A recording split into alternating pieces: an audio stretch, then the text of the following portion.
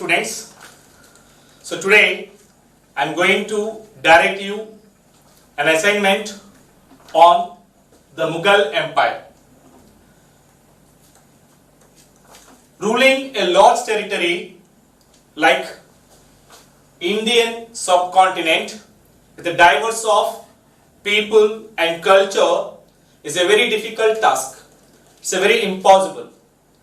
So, but there are some rulers who made it possible, that is none other than Mughal rulers.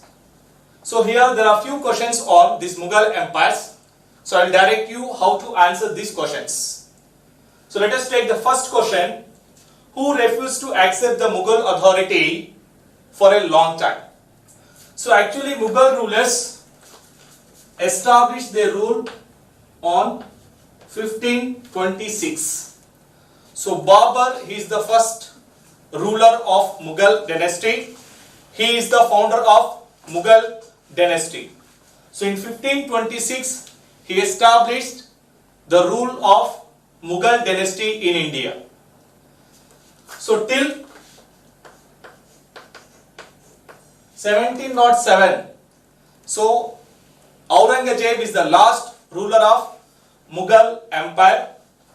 So till this, so the Mughal dynasty expanded all over the India. Now when Mughals are expanded, so first Mughals captured Delhi. So here is Delhi, right?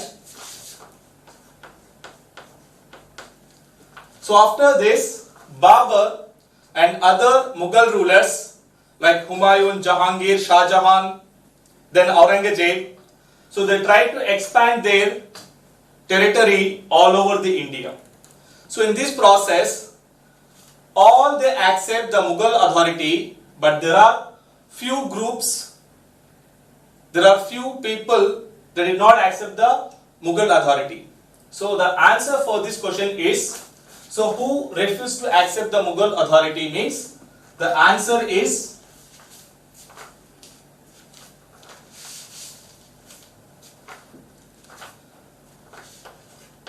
Sisodiya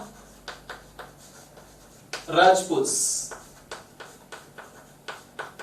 So actually Rajputs, they accepted the Mughal authority, but Sisodiya Rajputs, so they are related from Mewar, which is in Rajasthan. So they did not accept the authority of Mughals. So this is the answer for the first question. So now coming to the second question, who was the mother of Shah Jahan? Yeah, just now we discussed, so from Babur to Aurangzeb, till Aurangzeb, there are different Mughal rulers. Among that, Shah Jahan is a great ruler, and we know Taj Mahal also, right? So the who constructed Taj Mahal, we know everyone, right? So who was the mother of Shah Jahan? So the mother of Shah Jahan was Rathore princess. The popularly we can call in the name of Jodhbai. So the answer for the second question is Rathore princess.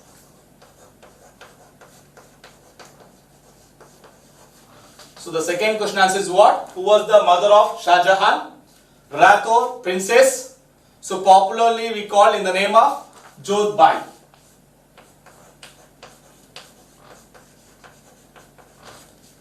Right? So this is what? The second question answer. Next. Third question. From which country did Ibn Battuta travel to India? So first we have to know who is this Ibn Battuta. He's a great traveler, he's a great explorer who came to India in the medieval period. So he came from African continent. So he belongs to Morocco. So the third question answer is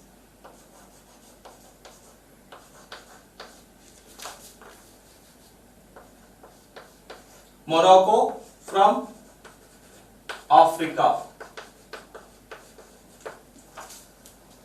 It's clear now? So from which country did Ibn Battuta travel to India means? So from Morocco, which is in Africa, he traveled to India.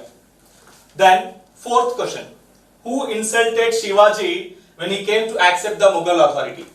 As already we discussed here in the first question, so by the time of Mughal rulers, they tried to expand their authority. So all they accepted the authority, Mughals authority, but when Shivaji comes to accept the Mughal authority, so there is one ruler, he insulted him.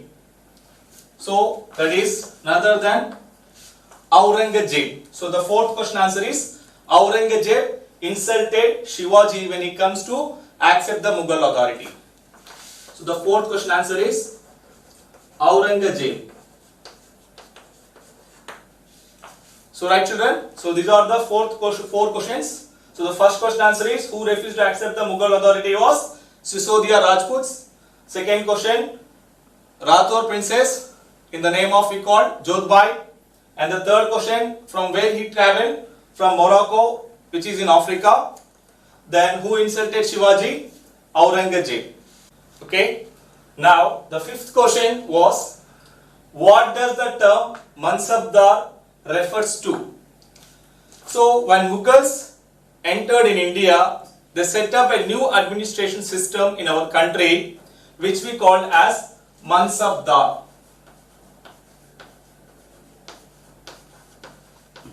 So here they asked question, what was the term of Mansabdar?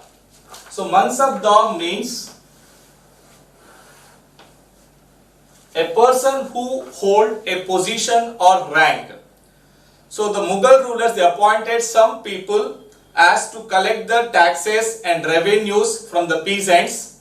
So such people we called as Mansabdars.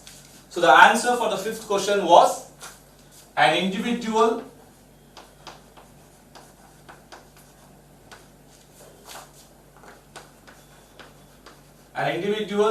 who hold position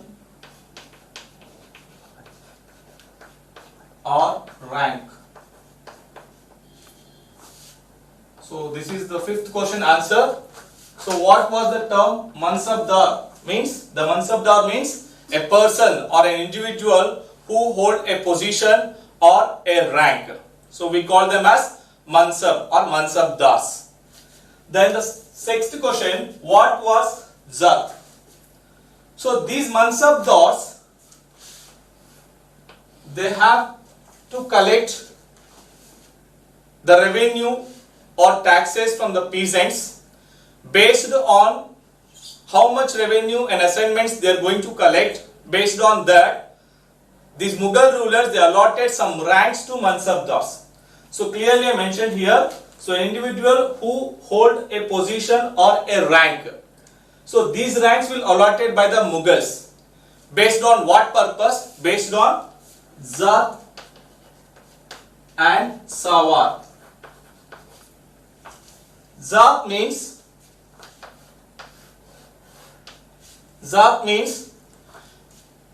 is a numerical value how the Mughal rulers will decide, they will determine the salary and rank of Mansabdar. So how they will allot the ranks, how they will pay the salary to Mansabdar means based on Zat, based on some numerical value. That numerical value which we call as Zat. So that means expectation of to maintain of troops or cavalrymen or horses. So that is what we call as Zat. So Zat means what? Is a numerical value, rank or salary determined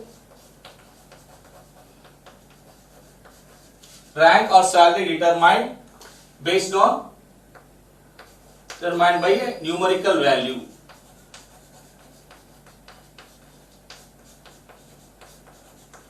So this is sixth question answer. So Zat means what? A rank and salary determined by a numerical value which we call as Zat. And Sawar means,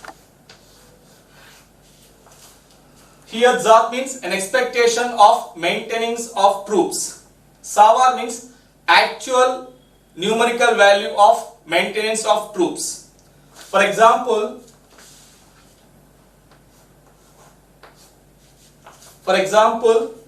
the Zat was 10. So that means they have to maintain 10 troops. If the Mansabdar maintained 8 troops, he was lower rank. If it is he maintains 12, then the Zat will be higher. That means his rank will increase. So when his rank will increase, even the salary also will increase. Even that Mansabdar hold a good position in the Mughals court. So that is the main advantage of Zat. So clear? Right. Now the seventh question was, what was Jagir? So now Mansabdars they are collecting revenue assignments from people. So in return, Mughals, they will pay salary. How they will pay salary means, so the revenue assignments which they will receive as a salary, that is called as Jagir. I will write the answer here.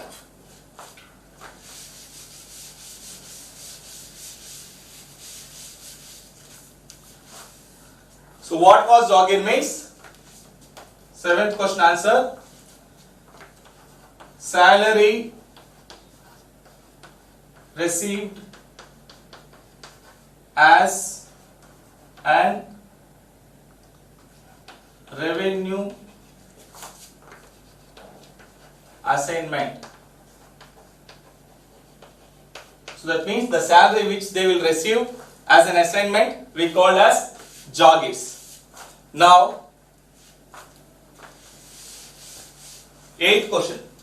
In whose period Jagir's salary and equal to the salary of Mansabdars? So, among all the Mughal rulers, Akbar during the Akbar period, so even administration wise, even economic policies, even the society, everything he maintained perfectly. So by the time of Akbar's period, the Jagir's salary equal to salary of Mansabdars. So the 8th question answer is Akbar's reign. Akbar's reign. Right? By the time of Akbar's period, so the Jagir salary is equal to Mansabdar salary. So the 9th question was, who all formed the Mughal nobility? So the Mughals recruited a diverse people like Iranians, next Indian Muslims,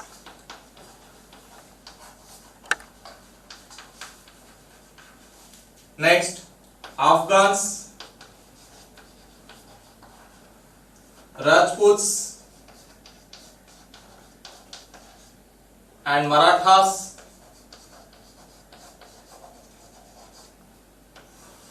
and other group of people. So, who all formed the Mughals nobility? So, the answer is, so the Mughals recruited a diverse people such as Iranians, Indian Muslims, Afghans, Rajputs, Marathas. So, even it is nucleus Turkish people. So, that means Mughals they started their authority from Turkey. Right? So they started authority from Turkey. So including Turkish, so Iranians, Indian Muslims, Afghans, Rajputs and Marathas. So all this form the Mughals nobility. So yes, as we discussed in the 9th question, so who all form the Mughals nobility? So even it is small nucleus Turkish, including Iranians, Afghans, Indian Muslims, Rajputs and Marathas. So they form the Mughals nobility, and all these diverse people they enrolled as Mansabdars who are rendering the service to Mughals. So now it's a map pointing time. So there are few places are given here. So we have to mark these regions. So on the map of India. So let us take first of all Kabul. So Kabul, it was located in Afghanistan.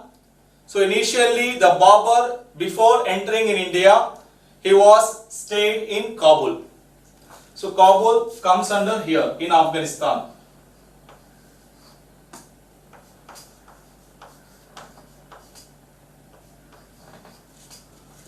So the second place, Mathura. So which is a very famous city in India. So Mathura is located in India.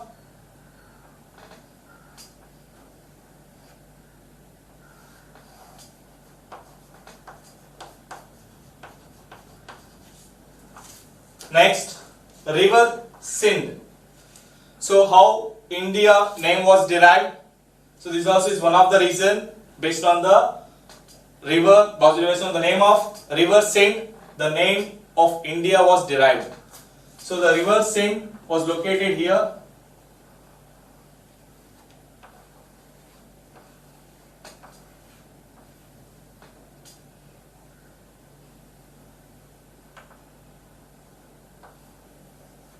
So this is river Sindh. Next, the fourth one, Fatehpur Sikri. Fatehpur Sikri was the capital of Mughal dynasty initially. So before they want to establish a capital in the Fatehpur Sikri, but after due to some reasons they changed it. Now let us see where is the Fatehpur Sikri.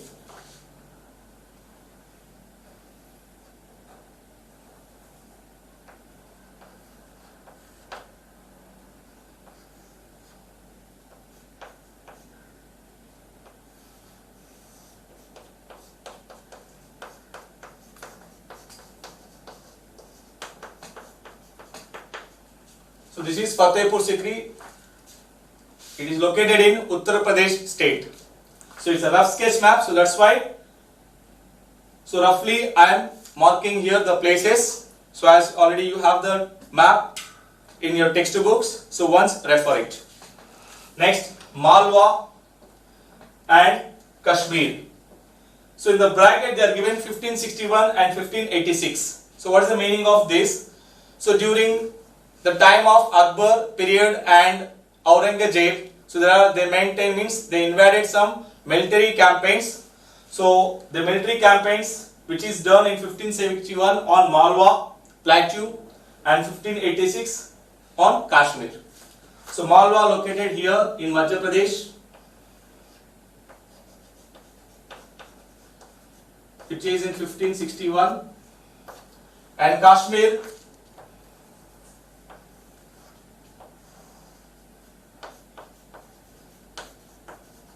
located here 1586. So these are assignment questions, 10 questions. I hope you enjoyed this. Thank you so much.